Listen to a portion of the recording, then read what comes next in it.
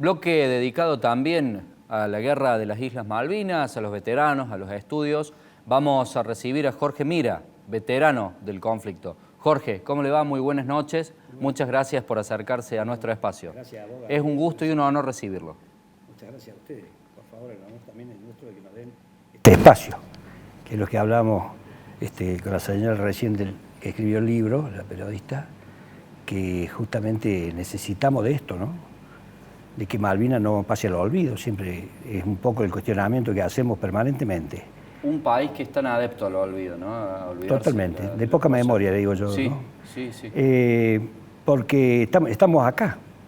La mayor prédica que hacemos los veteranos de guerra es que somos la historia viviente, todavía no nos fuimos.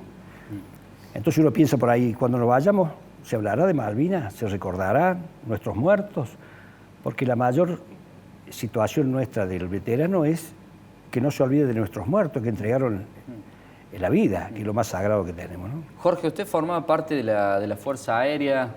Cuéntele a la gente cómo vivió el conflicto, lo que ocurrió. Bueno, en principio lo que quiero dejar claro siempre que nunca pensamos en una guerra. Yo formaba parte de la Fuerza Aérea Argentina, del Escuadrón Fénix, y es el Escuadrón del Silencio, reconocido, y uno de los que mayor cantidad de misiones cumplió. Es un escuadrón compuesto por aviones militares y que también se requisó aviones particulares, ¿no? De empresas, que cumplían funciones dentro del continente, ¿no es cierto? Nosotros, la parte militar, más que nada, hacia la zona de exclusión en diferentes misiones. Fue muy difícil, siempre se habla de esto, de que fuimos a la situación de conflicto con un avión Learjet 35, sin armamento, pero con una tecnología de avanzada.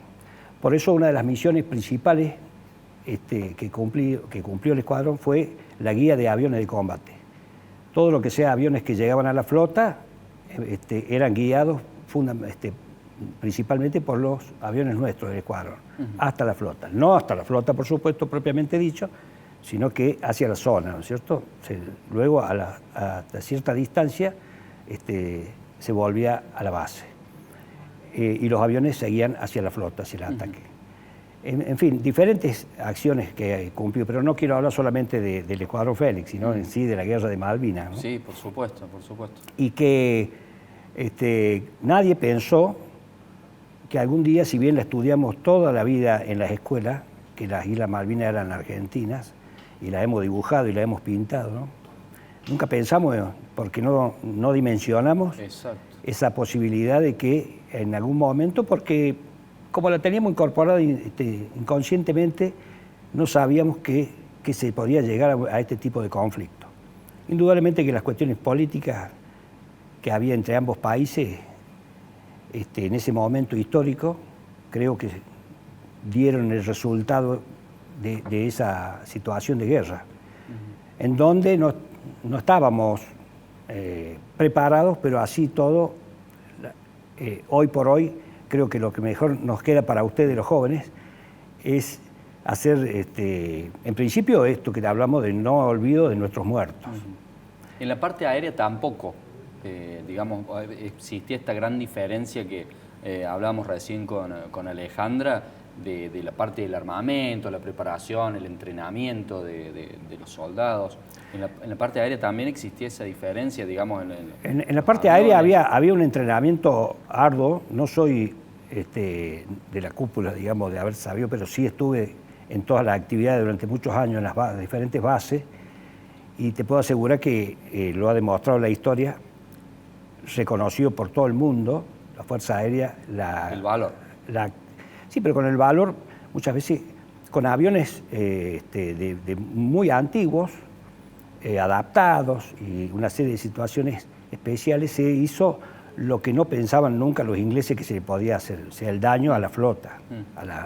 ¿De qué año eran aproximadamente? Y había aviones del año 53, Canberra, bombarderos. O sea, con 30 años. Había aviones Dagger, de origen israelí, había aviones Mirage, Miras 3, Miras 5, A4B, A4Q, Douglas, y en la Marina tenía también sus aviones.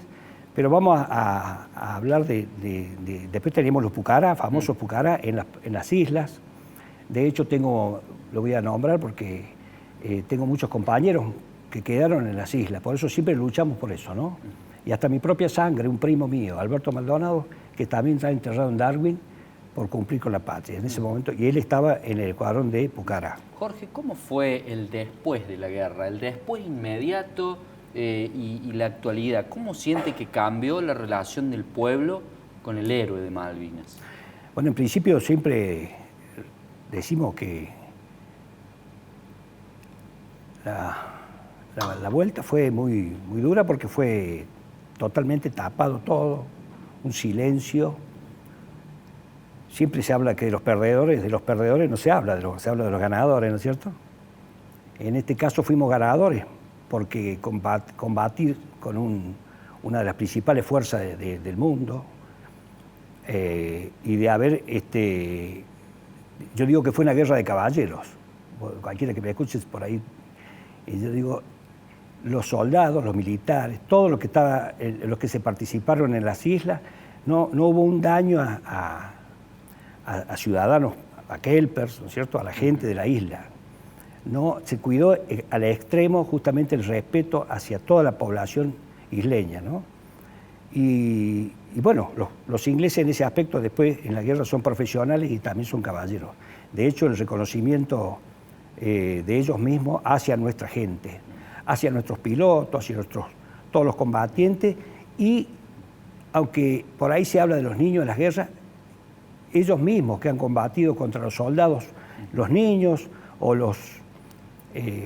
siempre se los ha destacado como los tan jóvenes, tan pequeños, tan jóvenes, tan niños, ¿no? Demostraron ser en muchos aspectos, tener actos heroicos. Usted da, Jorge, muchas charlas en diversos colegios donde lo invitan. Fuera de la cámara me contaba que en muchos lugares no hay material y ha preparado usted una especie de manual. Sí, siempre. Esto que traigo es solamente para hacer un comentario, ¿no es cierto? Pero en cuanto a la malvinización, hoy por hoy los principales malvinizadores, ¿sabes quiénes son? Los veteranos de Malvinas. Tenemos que ir a las escuelas, tenemos que generar actividades, tenemos que hacer afiches, tenemos que hacer toda una serie de situaciones de charlas para poder seguir que nuestra historia, que nuestra guerra de Malvinas, que no pase desapercibido. Entonces hemos ido a escuelas, no tenemos elementos, hoy por hoy hay elementos digitales. Totalmente. Pero no obstante así, hicimos una recompilación desde el día 1 de junio hasta el día 14 desde el día 1 de abril al día 14 de junio. Y cada vez que vamos a una escuela, le obsequiamos para que sumen a su biblioteca esta compilación. Material. Hacemos también afiches y, bueno, vuelvo a repetir, los veteranos trabajamos para que no nos olviden, ¿no? Que no se olvide esa situación histórica que vivió la Argentina y que hoy por hoy, amén de distintas opiniones, yo digo que el argentino debe aprender a veces también a no ser tan crítico y a veces a reconocer lo bueno de lo que hemos hecho en nuestra historia. Desde su punto de vista, el propio, ¿piensa que habría que retomar a esta política que describía recién la autora del libro de incorporar al isleño más a la situación cultural argentina, a la situación sanitaria, a que no sea tan distinto el trato, a vincularlos con el continente, o hay que ir más por la parte de lo diplomático? Indudablemente que lo mejor que podríamos hacer es volver a este tratado que se cortó ahora, que del 2015, creo que no. Sí. Que lo han suspendido, lo único que ha hecho es alejarnos más de esa posibilidad. Culturalmente siempre se conquista a los pueblos, culturalmente siempre se llega, se acerca a los pueblos, a la gente. Y las posibilidades que había en aquella época hace mucho, como te dije recién, nosotros teníamos un personal de Fuerza Aérea Argentina en el aeropuerto de Malvinas, antes de la guerra, ¿no? O sea, nos habían dado esa posibilidad hasta de tener... Estaba YPF también. También estaba YPF, ¿no es cierto? O sea, había algo... pero bueno, sucedieron todo, como dijimos, estas situaciones, y no nos olvidemos de esa famosa ley internacional de los 150 años, ¿no es cierto? Justo ese año se cumplía los 150 años de no reclamo, después no había... No había Turquía. Claro, después no había que reclamar, eso por ahí no se habla de eso, ¿no? No para rescatarlo positivamente, porque vuelvo a repetir, las guerras son todas malas, nadie habla de una guerra buena porque hay muerte, lo estamos viviendo en Ucrania y Rusia, etcétera, en distintas partes del mundo. Pero creo que se podría buscar de vuelta acercarse, aunque sea culturalmente. Hoy por hoy, la base aérea que tiene Malvinas es una de las principales que debe tener la OTAN, porque es tremendo la base que han hecho hoy una de las principales del Cono Sur. Correcto. Para la OTAN, ¿no es cierto? En sus puntos estratégicos. Seamos optimistas, a lo mejor algún día volvemos o tenemos alguna posibilidad de reinstalarnos en las Malvinas. Pero por lo pronto podríamos a lo mejor hacer ese acercamiento. Antes venía gente a operarse a Buenos Aires. Salud, estudios, sí. Claro. Sí. Hoy eso lo hacen... no soy un especialista, estoy hablando por mi conocimiento, ¿no es cierto?, en detalle, pero sí lo hace Chile. Chile quedó después de la guerra en ese puente aéreo conectado directamente con las Malvinas. Jorge, quiero saludarlo, agradecerle por haber formado parte de nuestro espacio y por todo lo que hizo por nosotros. No, gracias a ustedes y bueno, como digo siempre, no nos olvidemos de Malvinas, de nuestros muertos, porque es lo principal que siempre tratamos de defender y bueno, ¡viva la patria! Gracias. No, gracias a ustedes.